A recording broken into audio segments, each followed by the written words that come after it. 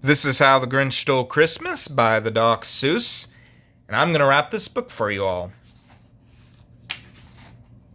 And put it in a bow.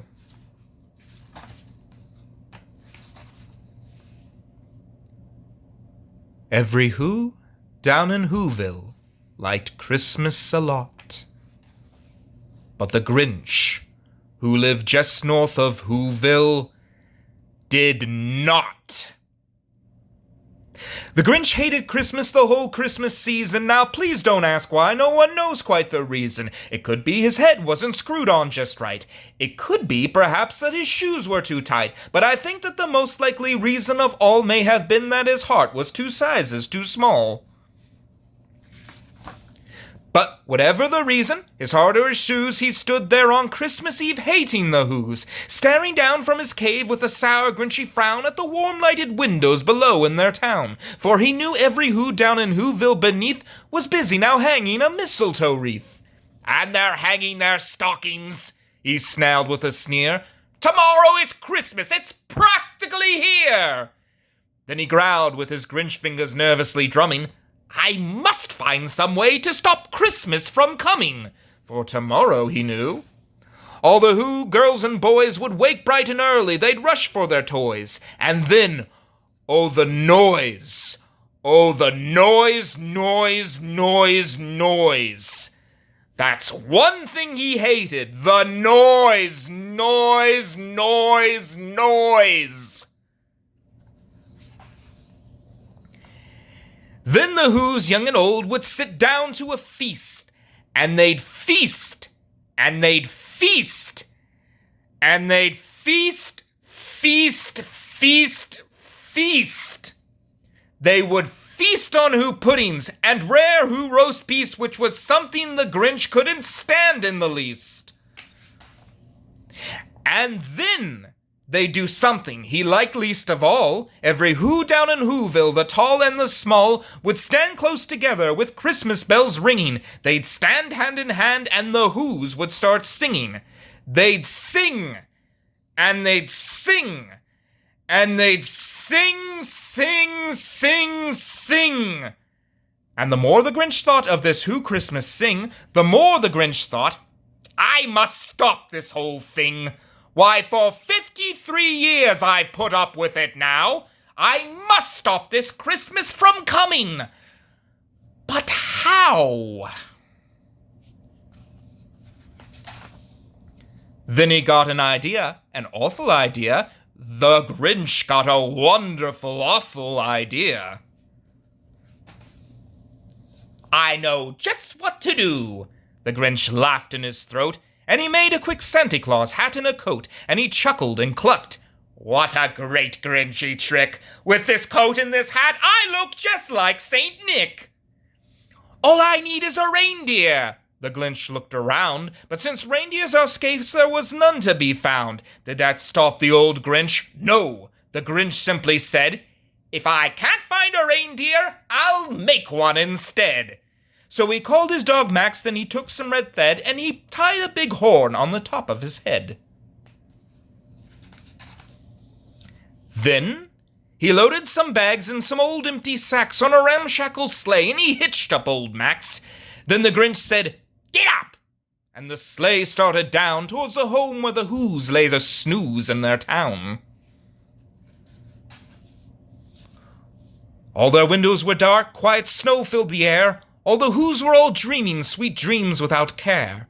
When he came to the first little house on the square, "This is stop number 1, the old Grinchy Claus hissed, and he climbed to the roof, empty bag in his fist.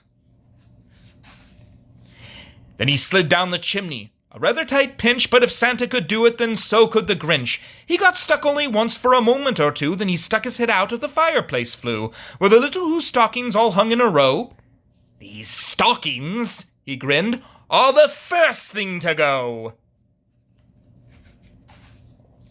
Then he slithered and slunk with a smile most unpleasant around the whole room, and he took every present. Pop guns and bicycles, roller skates, drums, checkerboards, tricycles, popcorns and plums.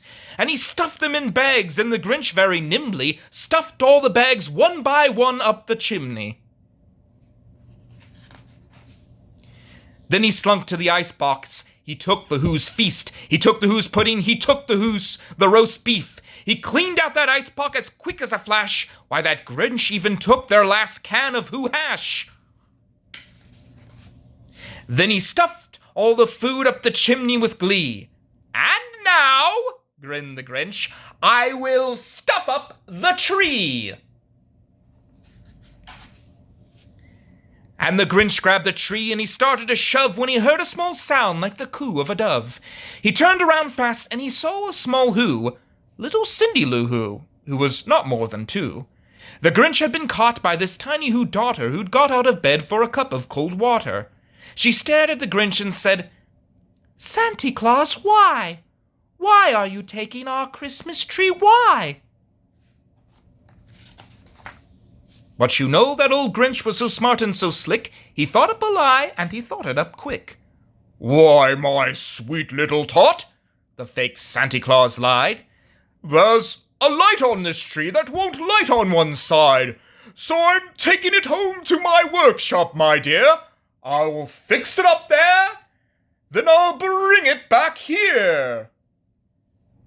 And his fib fooled the child, and he patted her head, and he got her a drink, and he sent her to bed. And when Cindy Lou Who went to bed with her cup, he went to the chimney and stuffed the tree up.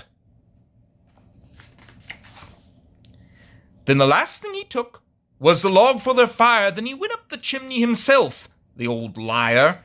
On their walls he left nothing but hook and some wire, and the one speck of food that he left in the house was a crumb that was even too small for a mouse.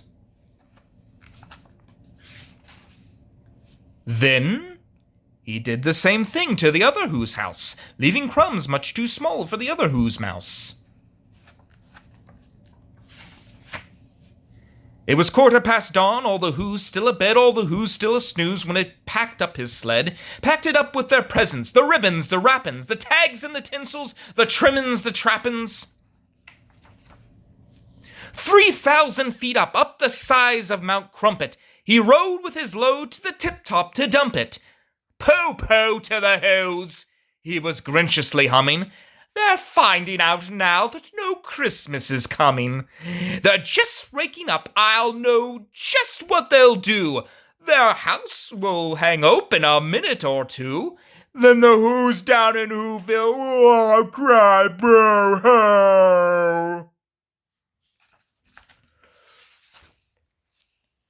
That's a noise, grinned the Grinch, that I simply must hear.